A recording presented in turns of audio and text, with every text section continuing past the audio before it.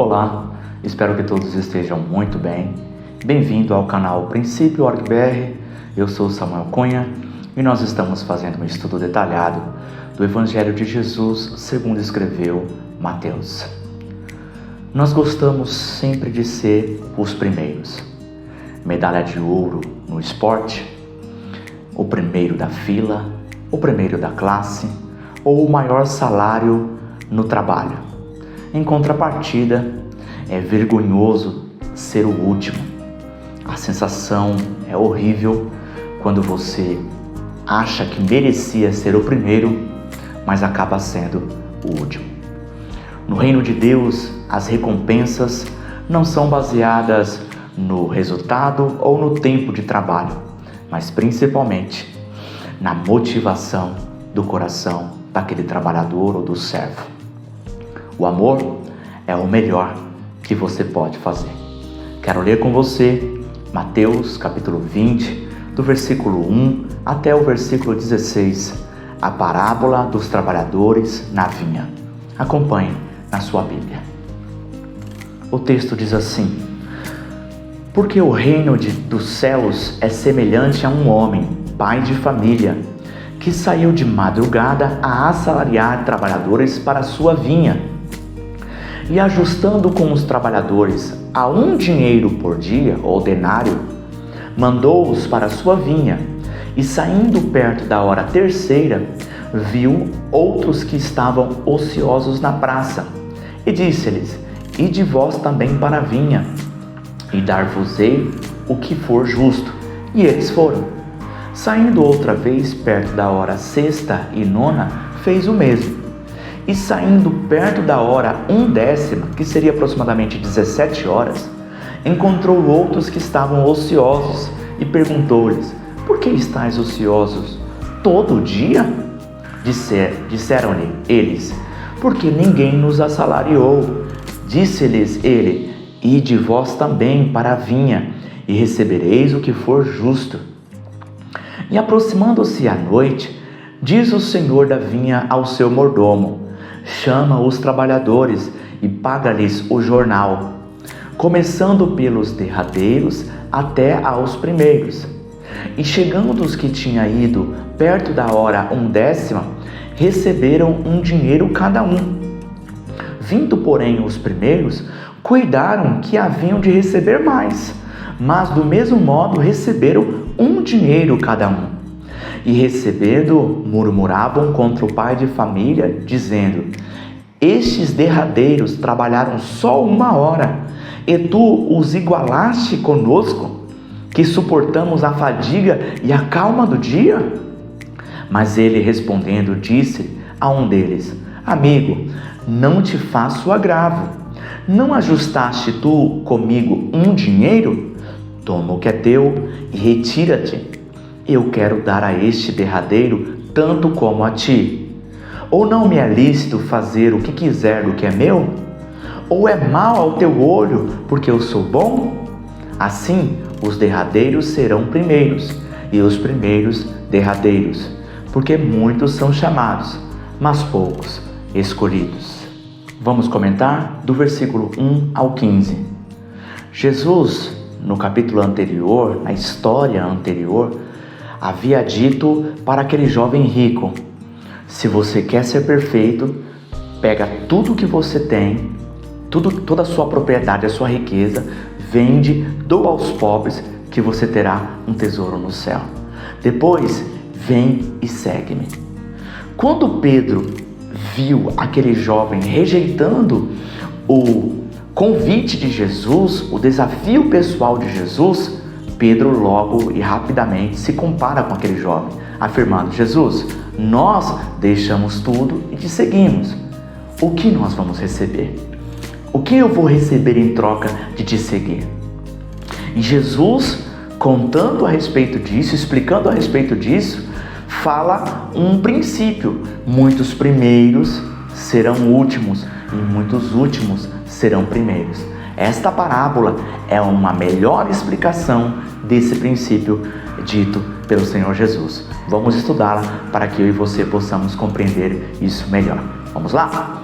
Bom, de modo simples, prático.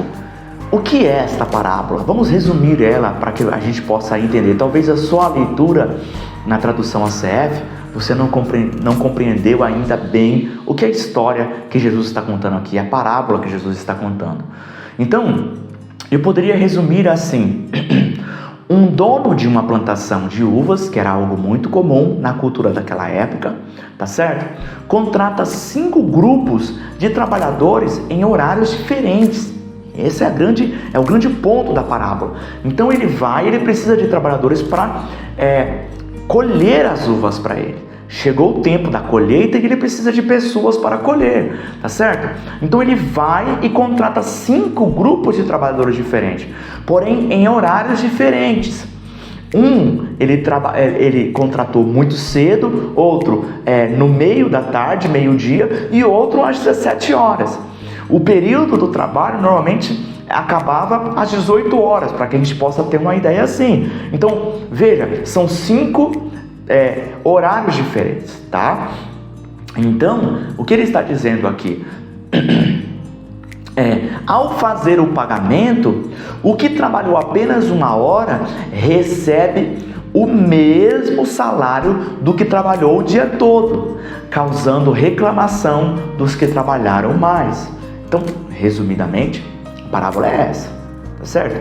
Então, se você for analisar, quem trabalhou mais, né, no nosso padrão de salário de trabalho CLT no Brasil, quem trabalha mais, ou quem faz um melhor trabalho, ou quem tem uma função que exige mais experiência, em tese, deve receber um melhor salário. É isso que ele está reclamando aqui. Vamos entender qual a verdade por trás, tá? Muito bem. Vamos entender a parábola para que depois nós possamos aplicar. As pessoas que queriam trabalhar, normalmente se reuniam nessas praças para serem contratadas. Então aqui nós temos uma informação cultural, tá? Normalmente havia uma praça onde as pessoas estavam ali, né?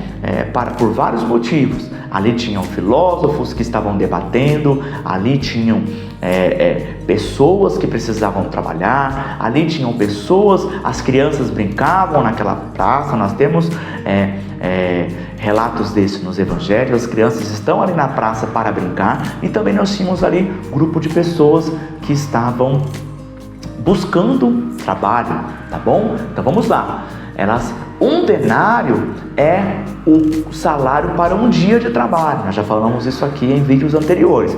Um denário, pense hoje no Brasil, né, a diária de um trabalhador. Talvez um servente de pedreiro, talvez um pintor, talvez uma diarista, né? Nós temos a diarista, aquela mulher que vai e faz uma faxina na casa, né? Recebe ali 150, 200 reais pelo seu dia de trabalho, tá certo? Então, por aquele trabalho que ela fez, ou alguém que ficou cuidando de um idoso, cuidando de uma criança, recebeu o salário por aquele dia de trabalho. Então, é isso que está aqui. Nós vemos a palavra jornal, nós vemos a palavra dinheiro ou denário em outras traduções.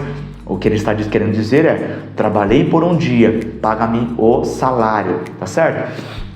Então, vamos lá. O salário para um dia de trabalho, que seria correspondente hoje a 100 reais, 200 reais aproximadamente, tá bom?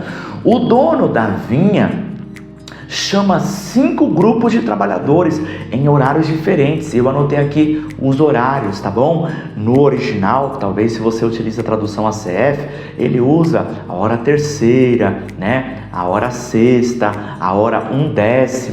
Aqui eu converti, tá bom? A primeira, ou se você ler, por exemplo, na NTLH, já vem convertido, tá? Então, o primeiro grupo de trabalhadores foram às 6 horas da manhã, o segundo às 9, o terceiro às 12, o quarto às 15 horas, tá bom? E o quinto e último lugar às 17 horas, tá? O trabalho normalmente acabava por volta das 18 horas, que era onde o horário que o sol ia embora, tá certo? Tá? Os últimos trabalhadores, né? Os que começaram às 17 horas, foram os primeiros a receberem o pagamento. Então, o proprietário, o senhor da vinha, o fazendeiro, ele pede para o seu mordomo, para o seu administrador, fazer uma fila de maneira organizada para que os últimos sejam os primeiros. Ou seja, os da 17 horas, os que começaram a trabalhar às 17 horas, foram os primeiros da fila. Tá certo? Isso é necessário para que aqueles que trabalharam mais, né, que foram os primeiros a serem chamados, eles pudessem observar o outro e tudo isso dar aí o drama da parábola, tá certo? Os últimos trabalhadores, os que começaram às 17 horas, foram os primeiros a receberem um pagamento. Isso fez com que os primeiros, os que começaram às 6 horas, pudessem testemunhar tudo, né? E até mesmo ter essa sensação no coração, até mesmo ter essa evidência do que estava dentro do coração deles. Poxa, talvez, quem sabe, né? Eles observando aqueles das 17 horas recebendo, vamos colocar assim, R$200, né? Logo eles falam, poxa, se aquela pessoa que trabalhou só 1 hora recebeu R$200, eu que trabalhei o dia todo vou receber 2.000, vou receber muito mais do que ele, tá certo? Então esse foi a sensação que aqueles que trabalharam o dia todo tiveram, que começaram a trabalhar às 6 da manhã, tá certo? A reclamação dos primeiros é que os últimos trabalharam pouco e receberam um salário igual, né? A reclamação exata deles no texto diz: tu os igualaste conosco, ou seja, eles receberam o mesmo salário que a gente, eu recebi o mesmo salário que eles, não era para ser igual. Eles trabalharam 1 hora só. Por que eles estão recebendo R$200, sendo que eles trabalharam 1 hora? E nós que trabalhamos o dia todo, recebemos o mesmo que eles, os mesmos R$200. Isso não é justo, porque nós suportamos o sol, porque nós se cansamos mais, porque nós tivemos um rendimento melhor, porque nós colhemos mais uvas, né? Porque nós gastamos mais energia, nós de fato trabalhamos mais. Essa é a nossa reclamação, porque igualou o outro, né? E aí nós vamos ver o argumento do pai de família ou do senhor da vinha, tá certo? Vamos lá. O argumento do pai de família é incontestável. Por que é incontestável? No conceito de justiça. Ele diz: amigo, não te faço agravo. Não ajustaste tu comigo um dinheiro, ou seja, R$200, ou seja, 1 denário, ou seja, você não combinou comigo o valor correspondente a um salário? Então, o que eu combinei com você, eu paguei. Tá certo? Toma o que é teu e retira-te, diz o versículo 13. Então, o primeiro argumento do pai de família é que ele está sendo justo. O primeiro argumento do pai de família é que o que nós combinamos, né? Até tem um ditado que diz assim: o combinado não é caro, não é mesmo? Então, o que eu ajustei com você? Quais são os termos do nosso contrato? Eu estou desobedecendo alguma coisa? Eu estou infringindo algo que a gente combinou? Não. Então, eu não tenho nenhum problema com você. Se eu combinei R$200 com você para você trabalhar o dia todo para mim, estou aqui pagando para você. É isso que o pai de família argumentou. O segundo argumento do pai de família: eu quero dar a este derradeiro, ou último, tá? Derradeiro significa último. Eu quero dar a este último tanto como a ti. Ou não me é lícito fazer o que quiser do que é meu? Versículo 14 e 15. Então, o segundo argumento do pai de família é que, poxa, eu tenho um dinheiro, eu combinei com você um valor, dei para você o valor, agora para o outro eu quero dar a mesma coisa. Eu sei que ele não merece R$200, eu sei que ele merece só R$20, mas eu quero dar a ele R$200 como eu dei a ti. Se o dinheiro é meu e eu não estou tirando do seu salário, tem alguma coisa, eu estou fazendo algo ilícito? Sendo bom com ele, com você eu decidi ser justo, com o outro eu decidi ser misericordioso e bondoso. Estou fazendo algo ilícito? Novamente, é um argumento incontestável. Nós temos ainda um terceiro argumento desse pai de família. Ou é mal ao teu olho, porque eu sou bom. Olha isso. Aquele pai de família estava ainda tentando salvar aquele grupo de trabalhador que dizendo para ele: porque eu estou sendo bom para essas pessoas que não merecem, é mal ao seu olho? É mal ao seu olho eu ser bom para esta pessoa que não merece, que merece 20, mas eu estou dando 200, né? É também algo que toca no coração daquelas pessoas que estavam sendo egoístas, que estavam murmurando, que estavam reclamando. Eu ainda tenho um outro comentário, um outro detalhe que me chama muita atenção nessa parábola, enquanto eu estava estudando essa nova vez, né? De novo, nessa última vez, né? Eu percebi esse detalhe interessante. Além disso, devemos nos atentar a um detalhe sutil na parábola. O pai de família fez uma pergunta àqueles que estavam às 17 horas na praça: por que estáis ociosos todo o dia? E aqueles que estavam ociosos às 17 horas responderam: porque ninguém nos assalariou. Olha que interessante isso. O motivo desses que foram os últimos serem chamados, não trabalharem pouco, não foi preguiça, não era porque eles eram vagabundos, não, mas foi falta de oportunidade.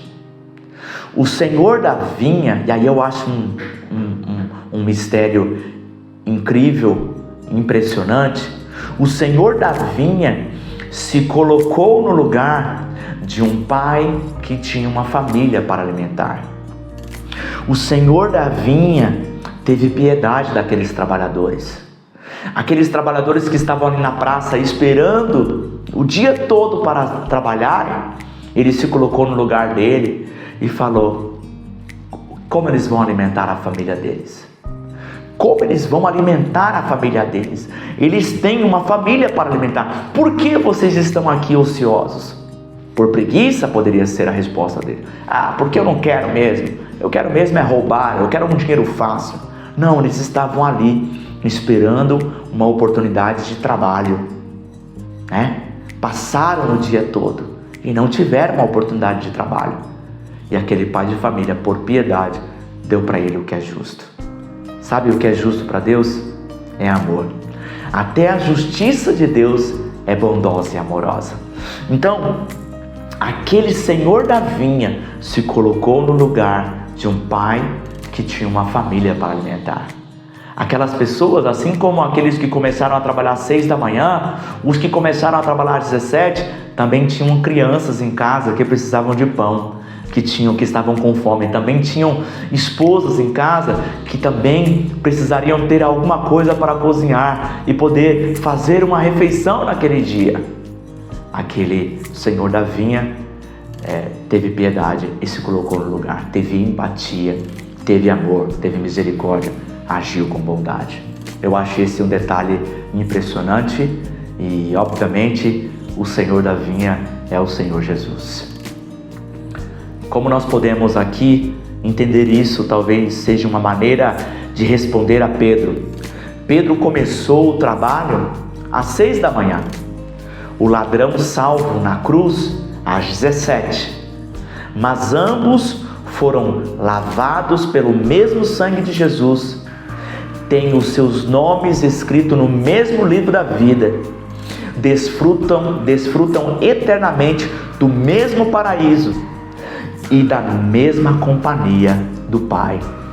Então, quando nós aplicamos esse princípio no reino de Deus, no ponto relacionado à salvação, algumas pessoas vão ser chamadas desde a infância ou da adolescência, como foi, por exemplo, Samuel, né?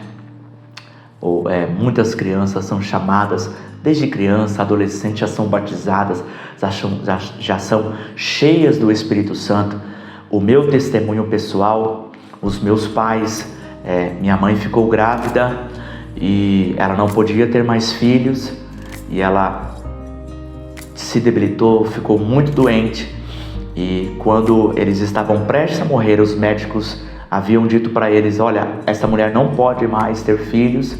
E quando mesmo assim ela teve a mim, sem querer, vamos dizer assim, involuntário, e quando ela muito doente, estavam prestes a morrer, minha mãe, o meu pai e a minha mãe me consagraram ao Senhor.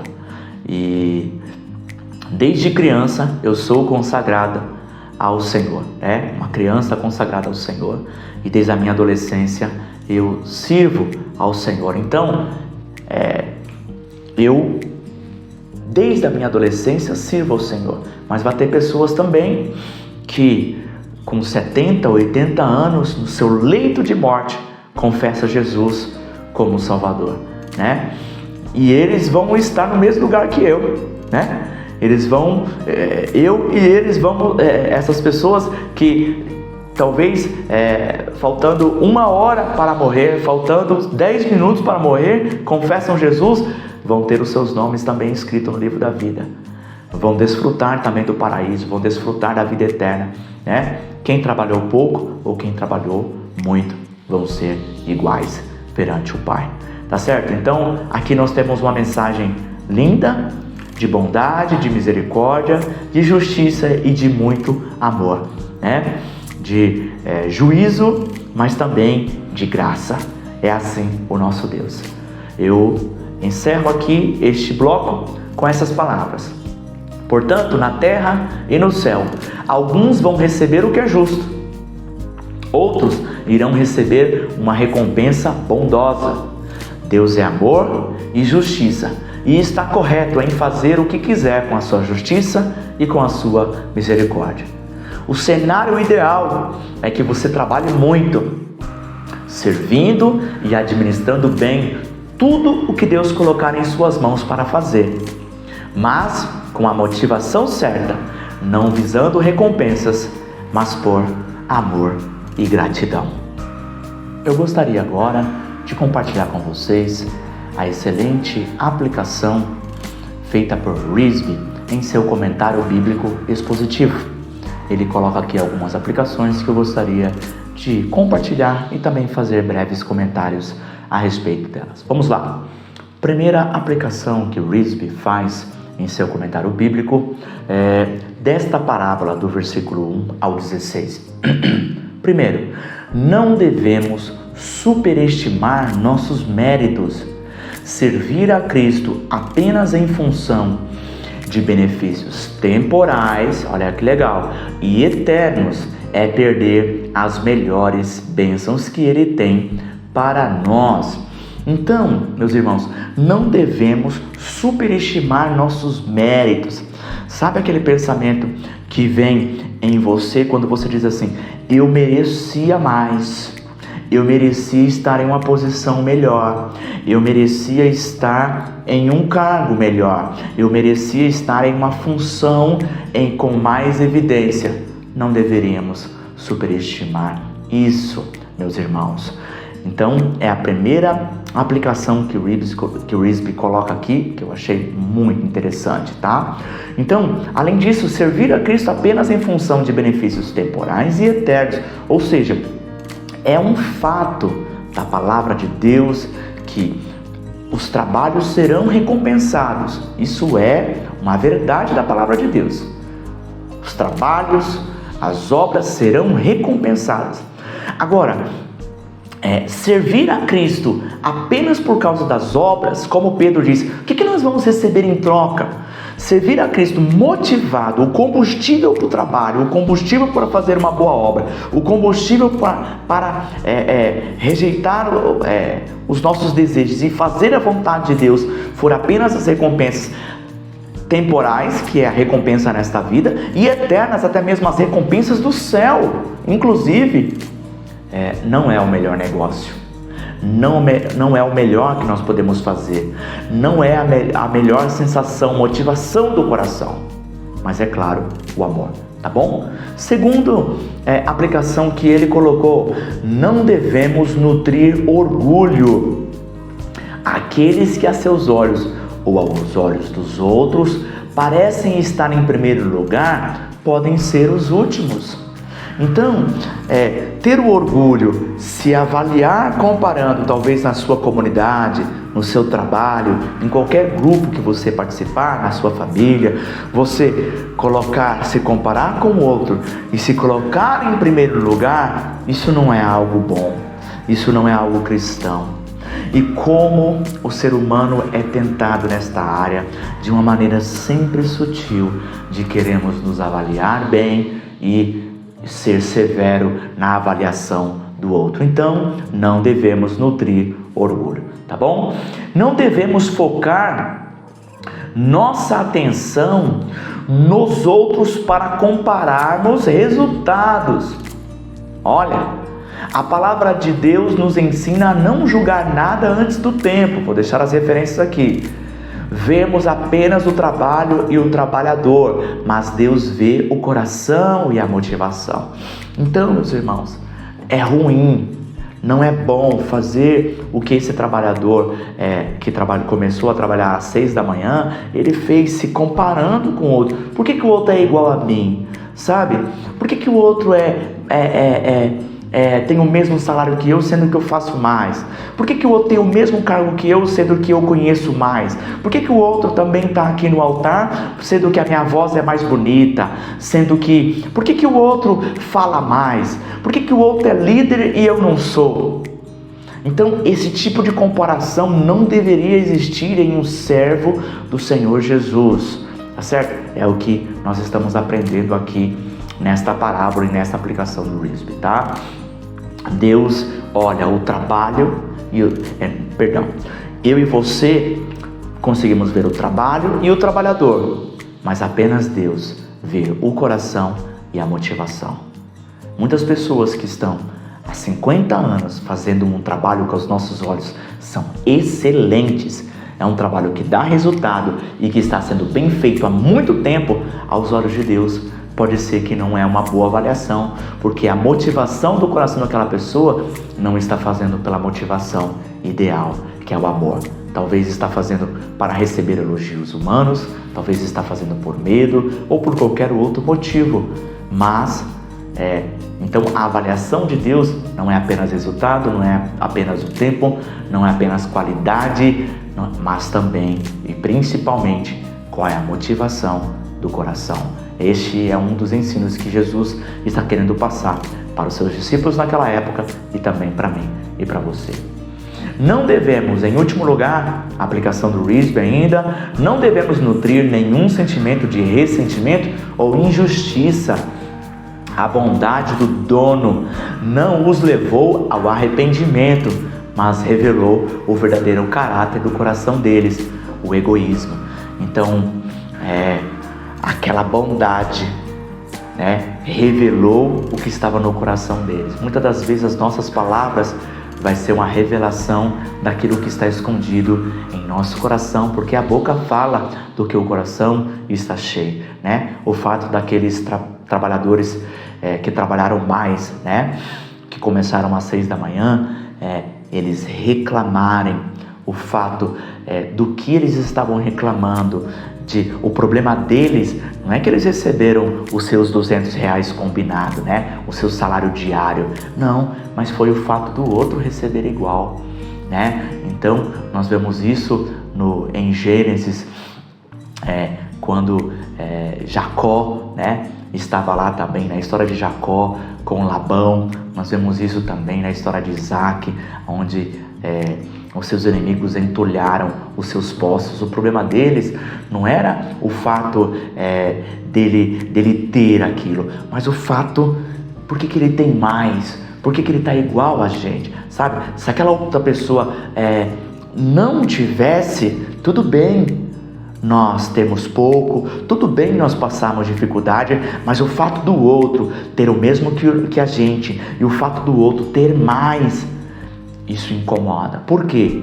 Egoísmo, orgulho, inveja. Esse sentimento é um sinal do que está no coração. Orgulho, egoísmo e inveja. E tudo isso são pecados que estão lá ocultos, sutis no coração humano. A bondade daquele pai de família, ou senhor da vinha, não trouxe arrependimento para aquele coração. Pelo contrário, revelou o que estava no coração, no caráter do coração daqueles homens maus. O quê? O egoísmo. Vamos agora aplicar este conteúdo da palavra de Deus nessa importante parábola. Existem 5 tipos de trabalhadores no reino de Deus. Os trabalhadores que estão ociosos, os trabalhadores que trabalham por medo ou culpa, aqueles que trabalham buscando recompensas temporárias nesta vida, aqueles que trabalham buscando recompensas eternas no céu, ou aqueles que trabalham por amor ao seu Senhor. E eu começo essa aplicação perguntando para você, nos trabalhos que você executa no seu ministério para Deus, quando você ora, ou quando você faz uma doação, ou quando você canta, ou quando você prega, ou quando você faz qualquer tipo de atividade, evangeliza, ou até mesmo uma boa obra no seu trabalho, na sua família, qual é a motivação do seu coração?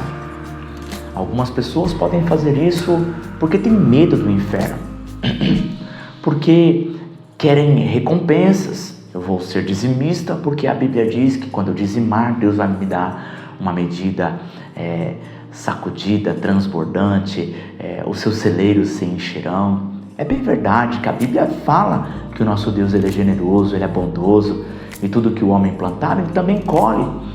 Mas esse não deve ser o motivo do meu coração e do seu coração. É isso que nós aprendemos em vários trechos dos evangelhos, e especialmente aqui Jesus está tentando transmitir essa lição para Pedro, e Mateus registrou isso, graças a Deus, para que também nós pudéssemos ter acesso a esta verdade.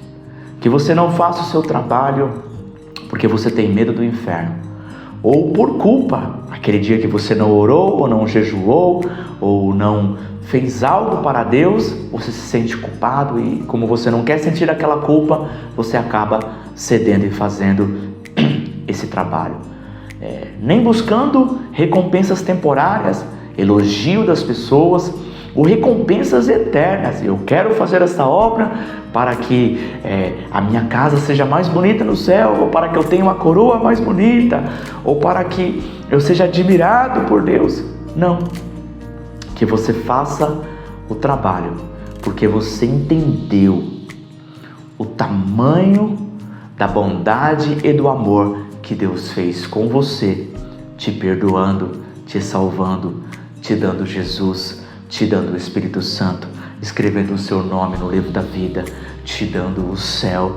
Então, por tudo que você já recebeu, você entende que você não tinha mérito algum, que você não tinha merecimento algum. E como você entendeu o tamanho da dívida que você foi perdoado e ainda vai ser perdoado, você faz isso de bom grado, porque não tem trabalho que pode pagar esse grande amor com que Ele escolheu nos amar, tá certo? Então, examine o seu coração e cada atividade que você fez ou ainda está fazendo para Deus, e que a sua motivação seja correta, tá bom? Vamos lá com mais uma aplicação. Examine pensamentos de orgulho, egoísmo e inveja. Acredito que aqui são os principais pecados que estão sendo aqui criticados, que estão sendo apontados, que estão sendo denunciados por esse ensinamento da palavra de Deus. O que você faz? Examine pensamentos de orgulho, de egoísmo e de inveja. E você peça para Deus tratar isso no seu coração. Não pense que você vai conseguir dominar o pecado no seu coração por conta própria, por esforço próprio. Não. Você precisa orar e pedir ajuda para Deus.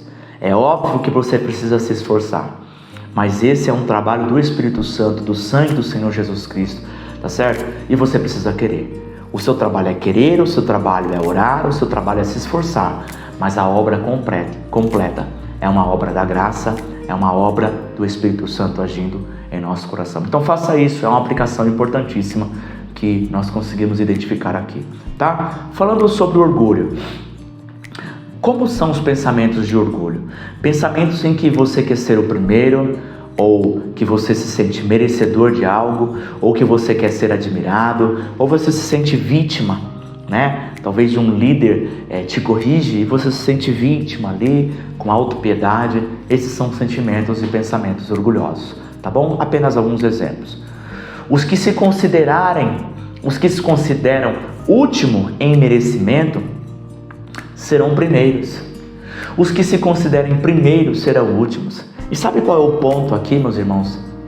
Eu não sei como dizer isso, mas deixa eu ver se eu consigo ser claro. Muitas das vezes nós se consideramos superiores e merecedores porque nós não ainda conseguimos compreender o tamanho do nosso pecado. A raiz está aí. Na parábola do credor incompassivo, lá no capítulo 18, se você quiser assista o vídeo lá, você vai perceber que o ponto-chave que faz com que aquele servo que foi perdoado de 10 mil talentos, de 6 bilhões de reais, é porque ele não tinha entendido o tamanho da dívida dele. Então, este é o problema de muitos seguidores de Jesus, de muitos cristãos, de muitos irmãos. Eles não entenderam o tamanho do pecado que eles foram perdoados. Em outro texto, Jesus vai falar, olha, quem é que tem maior gratidão? Quem foi perdoado, vou dar exemplos aqui, tá, para ficar mais claro. Quem foi perdoado de 5 mil reais ou quem foi perdoado de 500 mil reais? Quem é que vai ficar mais grato? É óbvio, né? A pessoa respondeu, quem foi perdoado de 500 mil reais. Jesus, então, pois bem, quem muito foi perdoado, muito ama. Então, meus irmãos, a ideia aqui não é que um pecou mais que o outro, porque todos nós somos pecadores, merecedores do inferno. Todos nós somos criminosos, essa é a verdade. Estou falando isso entre aspas. Eu não sou um assassino, né? Mas quando eu tenho uma raiva permanente contra o meu irmão e fico ofendido, biblicamente eu estou assassinando aquela pessoa, tá certo? No coração eu assassino aquela pessoa. 1 João diz, todo o que odeia o seu irmão é assassino e homicida. Então, aos olhos de Deus, um olhar com a intenção de cobiça em uma mulher que não é a minha, eu já estou cometendo um adultério no coração. Então, pecado aos olhos de Deus não é a mesma coisa que pecado aos nossos olhos. Pecado aos nossos olhos são ações, são palavras. Aos olhos de Deus são ações, são motivações do coração. Então, quando nós temos o pensamento de que nós merecemos mais, é porque nós ainda não entendemos o grau da frequência e dos pecados que nós temos diariamente. O quão pecador nós somos perante Deus. Ninguém merece nada. A graça alcança todos. E aonde o pecado superabundou, né? Aonde o pecado abundou, melhor dizendo, superabundou a graça de Deus. Então, os pensamentos de orgulho vão ser aqueles que nós queremos ser o primeiro, ou nós nos achamos merecedores, ou nós queremos ser admirados, tá? O egoísmo, pensamentos onde suas necessidades estão muito acima das dos outros. Raramente gasta tempo, quer ver uma verdade? Se você tem problema com o egoísmo, você raramente gasta tempo, dinheiro ou suas habilidades com o próximo. O dinheiro é sempre para você e para sua família, o seu tempo é sempre para você e para sua família, né? Os seus talentos sempre são para você e para sua família. Nunca consegue gastar recursos que são valiosos seus para pessoas que não tem como pagar você. Aí você vai ter um indicador, um exame do nível de egoísmo. No meu coração e no seu coração, aqui nós temos uma aplicação, tá? Falando um pouco sobre inveja. Como nós podemos identificar os pensamentos de invejas? de inveja? Pensamentos de injustiça quanto ao sucesso do outro. Quando nós olhamos para o outro, se sentimos injustiçados, porque o outro tem e eu não. E muitas das vezes vem o sentimento de raiva, como aconteceu com Caim, muitas das vezes com tristeza. Então, os pensamentos de inveja é quando você olha para o sucesso do outro e se sente injustiçado. É fácil de examinar, mas muitas das vezes nós não queremos admitir. Então, normalmente a comparação é um sinal de inveja. Como aconteceu aqui nessa parábola, ele olhou e se comparou com o outro, tá? Então, normalmente a comparação vai ser um sinal de inveja. Posso dar exemplo? Porque ele é mais rico do que eu. Porque ele é mais bonito do que eu. Porque ela está mais vestida do que ele. Olha aquele cabelo. Porque o cabelo dela é liso e o meu é crespo. Porque o dela é crespo e o meu é liso. Porque ela é morena e eu sou branca. Porque eu sou branca e ela é morena. É sempre assim. Então a comparação, né? Porque ele é forte e eu sou magrelo. Porque ele é magro e eu sou gordo. Então essa comparação sempre vai estar em suas raízes. Na maioria das vezes a inveja, tá? Vamos lá. Na justiça é pago o que se merece, mas na graça o que não se merece. Graça é um presente imerecido. É isso que significa a palavra no seu original grego, tá? Pare de se achar melhor ou maior que os outros e admite a sua enorme dívida com Deus. Entenda que cada pensamento, que cada intenção má do coração, cada palavra que você fala mal do outro ou quando pensa mal do outro, isso é um pecado perante Deus. E Deus está em todo momento te perdoando, te mantendo vivo, te mantendo ativo na obra de Deus, te mantendo nas mãos dele e ainda não riscou o seu nome do livro da vida.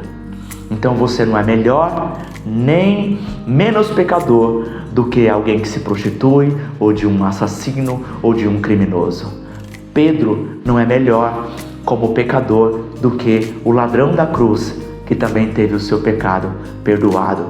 Ou aquela prostituta que estava prestes a ser apedrejada, e Jesus foi até ela e disse: eu não te condeno, vai e não peques mais. Então, o nosso Deus, como um bom pai, sabe, aquela mãe, talvez a mãe seja um melhor exemplo, aquela mãe que tem 5 filhos, 2 filhos são estudiosos, trabalhadores, e ela os ama. 2 filhos dão trabalhos médios, não trabalham tanto, não são estudiosos, mas ela os ama também. Mas tem um último filho, que é um filho que está envolvido com drogas, que está envolvido com crime, que está envolvido, que acabou sendo preso. E o que esta mãe, um filho pode dar mais trabalho que o outro, mas ela ama os 5. Ela ama os 5. E talvez essa mãe, se for cristã, gasta mais horas de oração com esse filho problemático. Talvez essa mãe gasta mais preocupação com esse filho problemático. Talvez esta mãe gaste mais lágrimas com este filho problemático. Talvez esta mãe tenha mais piedade, pena, misericórdia e amor com esse filho problemático. Por quê? Porque mãe vai amar de igual modo os seus filhos, mas aqueles que precisam mais, ela vai agir com piedade. Aqui nesta parábola, aqueles trabalhadores que estavam lá ociosos, não é porque eram vagabundos ou que eram preguiçosos, mas aquele senhor da vinha teve piedade dele. Por quê? Porque ele era um senhor bondoso. Assim também o nosso Pai é um Deus bondoso. Para uns agirá com justiça, para outros agirá com misericórdia. Em todos os casos, Ele está agindo de uma maneira correta, tá bom? Então, admita a sua enorme dívida com Deus. Outra aplicação: experimente agir mais pelo bem-estar do próximo e verá Deus agindo pelo seu bem-estar. Então experimente, é uma aplicação aqui, exercite isso, agir em bem-estar do próximo, pensando no outro e não sempre em você, né? Gaste o seu dinheiro com o outro, gaste os seus talentos com o outro, gaste o seu tempo com o outro, e em especial com pessoas que não têm como retribuir você. Faça isso por amor a Deus e porque o Senhor Jesus pediu, e você vai ver, mesmo sem às vezes perceber, o próprio Deus agir em seu favor. Eu concluo este ensino com uma pergunta: quais são seus pensamentos? Observe isso a partir de hoje, ao ouvir que um irmão seu recebeu uma grande conquista. Examine o seu coração e você vai poder avaliar orgulho, egoísmo, inveja ou amor. Que Deus abençoe a sua vida. Até a próxima.